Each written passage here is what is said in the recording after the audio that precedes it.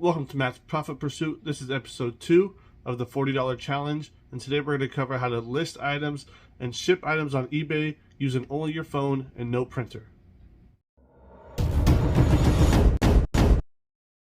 So in the last episode we found a scale we wanted. I feel like that is one of the few necessities that you need to start a reselling business, and that cost us $18.99.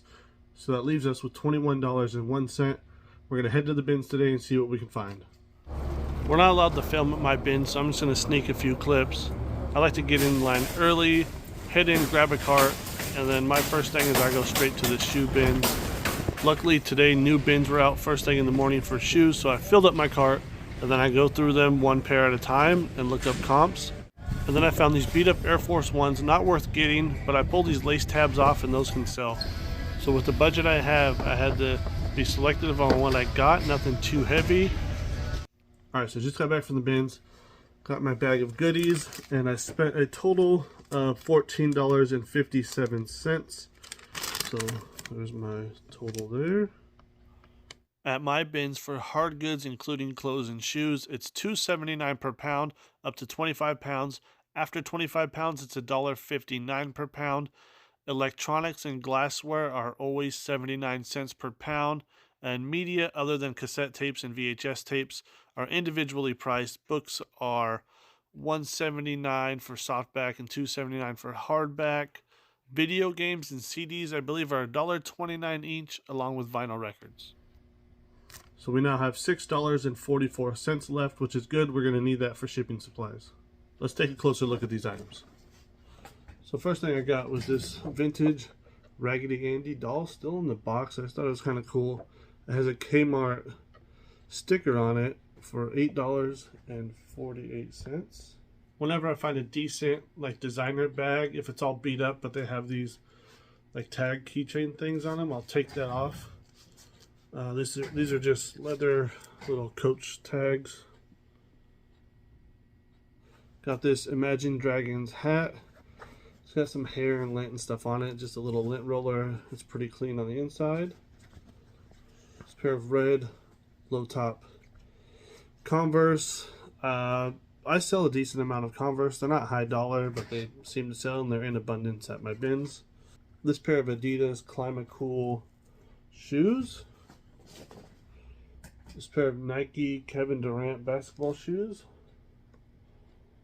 Like I mentioned in the video, I found a pair of Air Force Ones that were all beat up and not good for resale, but I took off these little lace tabs. Believe it or not, these can sell for about $10. And then I got this Magnalite, like a 12, not the super long one, 12-inch Magnalite flashlight. So let's list this pair of Adidas. Now I don't know the actual model number, so I'm going to use Google Lens. And a few images pop up. It looks like these are the Adidas Climate Cool boat lace shoes. So I'm going to take that information, go to eBay, and search for the Adidas Climate Cool boat lace shoes, and we'll see what pops up. And this will search for the listed items, but we want to see what actually sold, so we'll hit that filter button, and we'll go to condition used, because that's what we're selling, so we want to have the similar sold listings. And then go back and hit show more, scroll down to sold items. And it'll pop up all the similar listings that have sold. They may be a little bit different model, but it looks like they're selling between $30 and $40. So we'll select the one that looks most like our shoes, and then we will select sell one like this. And this will start our listing. But it will have all of their information, so we will need to update it. First we'll upload the photos. And here's all the photos I take for shoes. I do the cover photo kind of at an angle, and I erase the background through the eBay app. And then in the front of the toes, the top of the shoes, the back of the shoes, and the soles of the shoes. I don't clean the soles, I'm just showing the tread. And then each side of each shoe, left and right. Inside the shoe, and then inside the shoe, but showing more of the heel to show the wear. And the size tag, I just want to make sure that the buyer gets a photo of everything of the shoe. I would also highlight any flaws in the shoe, but I just want to make it so they feel comfortable buying it and don't have any questions. After we upload the photos, we need to update the title. Most everything will stay the same, but the size is what's different. So we will change that to 10.5. Then we will copy the title. And this is what we are going to use for our description. So we will back out of here, scroll down to description because you have to have something. I just paste it in there. And if it had any flaws, I would highlight those in there and describe what the flaws were. Then go back and scroll up to the item specifics. Now, when you click on this, there are certain specifics that are actually required, which is condition. We will go in and change that to pre-owned. And then the brand is Adidas.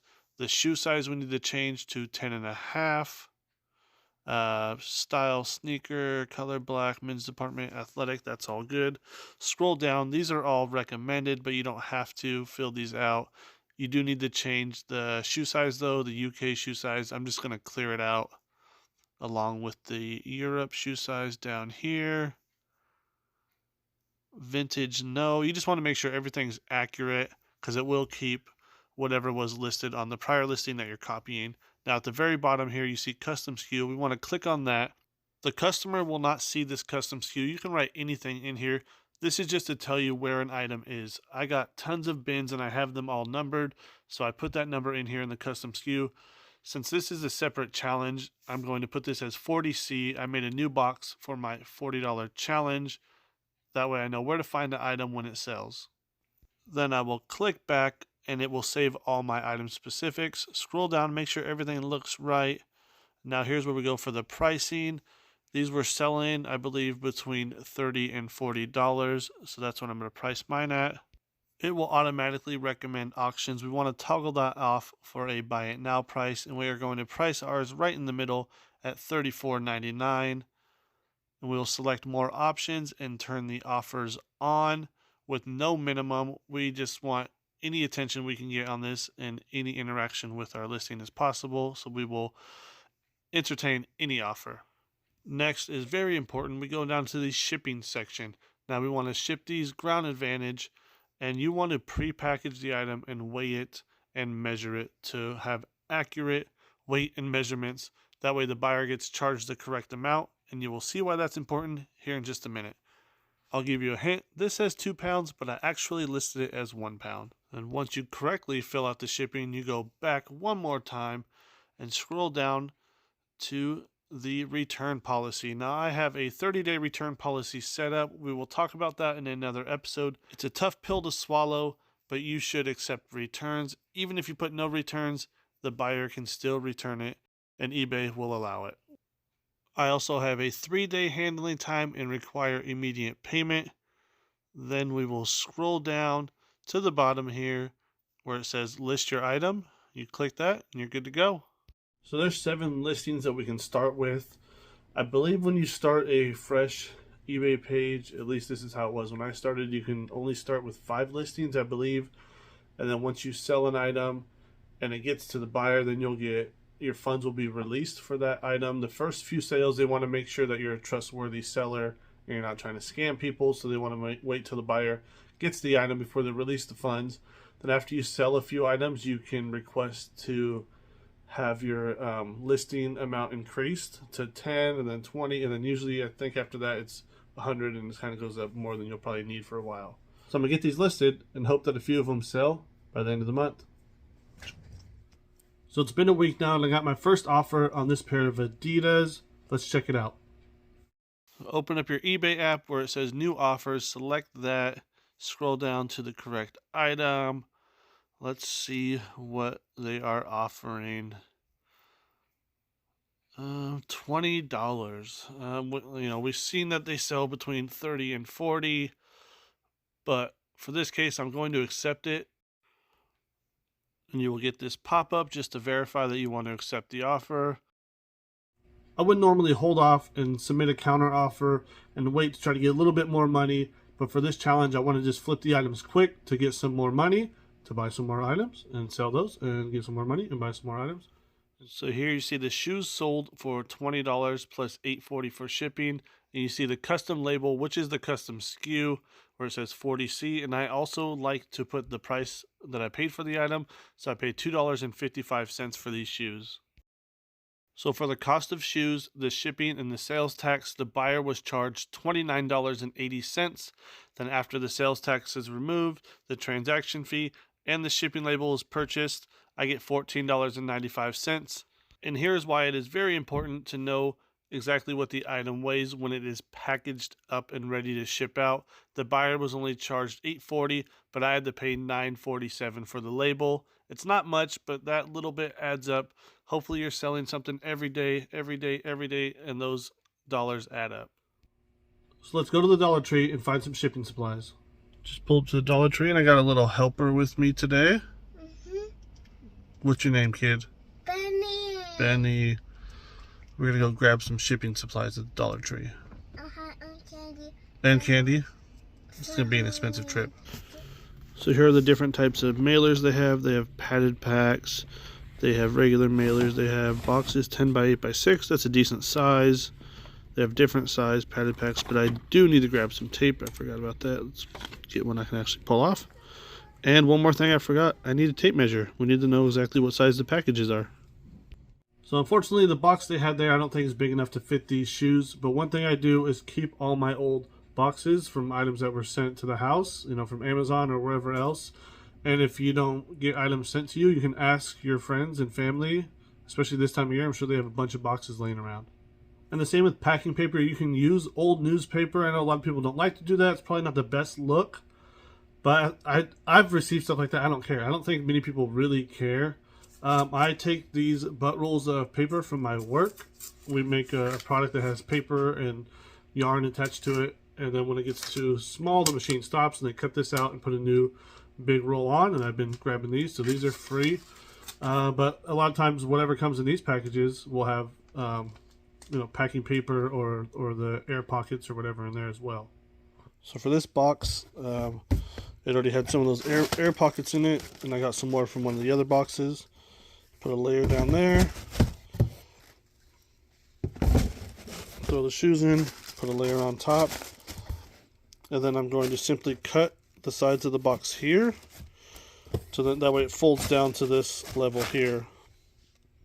And you can just use a pocket knife, scissors, whatever you have. A box cutter is preferable, more safe. Cut away from yourself, don't cut yourself.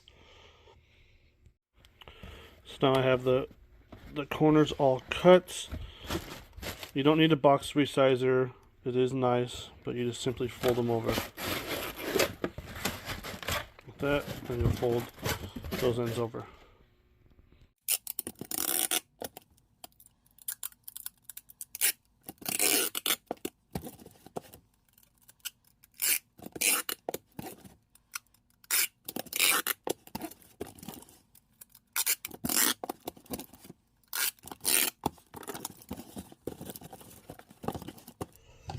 Then you want to measure it. Always round up. So this is 12 inches by 8 inches by 7 inches. Now to ship the item, you open up the eBay app under tasks where it says buyer page ship now. Select that. Go down to the item you want to ship. Select it. Go to purchase shipping label. And then here's the package size. You'll need to make sure that is correct. Like I said, I listed it as 1 pound instead of 2. So we got to go in and change that. It is just over a pound at 1 pound 5 ounces. You can just round up to 2. You're going to be charged for 2 pounds anyways. And put in the correct dimensions. And then here's where it gives you the price, $9.47. And then scroll down. Where? This is the first time I've tried to do the QR code. Let's figure this out. So don't have a printer. Update settings. Let's click on update settings. So you want to select where it says QR code and printable label. Then scroll down and hit save. And then it's all up to date. Everything looks good. You see it says USPS Ground Advantage. It would have been $12.90. I get a discount because I have an eBay store. You will not get a discount when you're starting out. That's why it is so important to have this shipping weight and dimensions correct. and then we just go to purchase shipping label.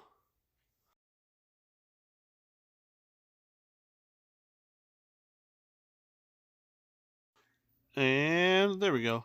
So here's the QR code. I dropped my packages off at a contractor, one of those little post offices inside of a gas station. But I had to actually go to a actual USPS post office for them to be able to scan and use this QR code. So it's been about 10 days since the Adidas have sold, and today I sold this Coach keychain thing. So just based on weight, I only paid about 5 cents for this, and it sold for $12.99 plus $5.25 shipping. The buyer was charged a total of $19.34, and after all the fees and shipping are taken out, I get $11.42. So I got to run back to Dollar Tree to pick up a bubble mailer, which a bubble mailer, I have one here. It's exactly what it sounds. It's like just like a little envelope that has bubble wrap lining in it. It's been a couple more weeks now, and right at the buzzer at the end of the month, I sold one more item. I sold this flashlight. I took an offer. It didn't sell for much, but I want to get things moving. Just remember, starting out, it's going to be slow going. You're going to have to just go one at a time and slowly build. Luckily, electronics are only 79 cents a pound, so I only paid 68 cents for this flashlight, and it sold for $6 plus $8.85 for shipping. The buyer was charged $15.85 total, and after all the fees and shipping are taken out, I get $5.02. Now let's do a breakdown of our progress so far. We started out with $21.01. We spent $14.57 at the bins. Between those three sales, we have a profit of $31.39. We spent $5 on shipping supplies, and I'm putting 20% aside to pay taxes later on, which was $6.27. And that gives us $26.56 to start the next month with. And that's still with, I believe, 4 items that haven't sold yet that can potentially give us some money later on. Now, going back to the taxes, one thing I recommend is starting a new bank account just for reselling. That way, all the money spent you can track on this one bank account, and then have a savings account attached to that to put money aside for taxes that you do not touch. Get with your tax person and see how much you need to put aside as a sole proprietor for your business. I don't have an LLC or anything. I'm just doing this as a sole proprietor. It's around 18% here in Oregon. I put 25% aside normally just to be safe, but for this case, I want to be able to have every penny available that I can, so I'm going to do 20%, set it aside. But I highly recommend a separate bank account. Like I said, you can use that bank account to buy all your shipping supplies, buy your inventory, and you get your payouts from eBay to that bank account, and it's really easy to track. You don't need reselling software, whatever, tracking things like that. You just have that one account. You get your statement for the month, and then you can track what you spent and what money you got in. For this episode, I really wanted to treat it like you're just starting out. And I bought items that you probably have around your house. That's what you should start out with. Don't spend any money if you don't have to. And I would not get an eBay store. I would just do all the free stuff you can do. But shoes, you probably have some collectibles, stuff that in the background here I could pull off the wall and sell. Things like that. Start around your house to do your first few listings. That way you don't have any extra investment into it, I guess I'll say. That way you get used to the platform and how to list items and how to ship items on there. So these items I bought, it's pretty decent that I sold 3 of the items in 1 month, but they don't have the highest sell-through rate and they don't sell for a lot of money, as you've seen. So the next episode we're going to go through sell-through rate, and I'll explain what that is if you don't know. We'll look up each item and check the sell-through rate on every item I find. And obviously we want stuff that sells for as much as possible, but I would focus on sell-through rate higher than the sale price. If you can flip items real quick and make $5, $5, $5 versus waiting a month and a half to make $10, it'd be worth it. As I'm doing this, I'm realizing there's more and more things I want to talk about, and I will get to a different subject on each episode, but let me know down below if you have any questions or you have something you want me to cover. I don't want to throw it all in one episode, and I'm sure I'm going to forget something and think about it later on. So any questions you have, I will do my best to answer them. Until then, thanks for stopping by. Please like, comment, and subscribe, and I'll catch you on the next one. God bless. Peace.